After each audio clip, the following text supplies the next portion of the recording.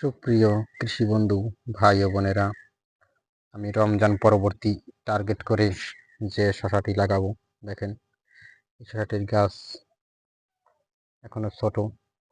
আপনারা জানেন যে রমজান টার্গেট করে যে শশাটি লাগানো হয়, ওই শশাটি আপনার এখন বর্তমানে ওর গাছ বড় হয়ে গেছে এবং এর পরবর্তী সময়ে রমজানের শেষে শশার মার্কেটটা একেবারে ফাঁকা হয়ে যায়।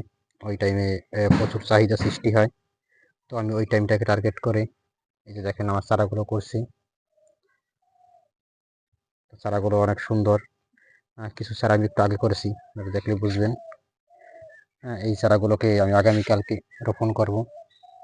চারাগুলোর প্রচণ্ড শীতের কারণে একটু গ্রোথ চলো, তো আগামীকালকে রোপণ করার পরে এগুলো রোদে থাকলে চারাগুলো ভালো হয়ে যাবে। সিডলিং থেকে চারাগুলো করা, দেখেন সিডলিং থেকে চারাগুলো করা আছে এবং চারাগুলোর বর্তমান অবস্থা খুবই ভালো আছে। এইগুলো ছোট, এদিকে কিছু অংশ ছোট আছে, আর এই যে এইগুলো বড়। আগে বড়গুলো রোপণ করব।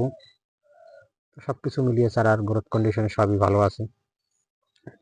তো আগামীকালকে আমি বড় অংশ যেগুলো, এগুলো জমিতে বপন করব। তো শশা চাষের প্রতিটি ভিডিও ধাপ বাই ধাপ পেতে আমার চ্যানেলটি সাবস্ক্রাইব করে পাশে থাকেন।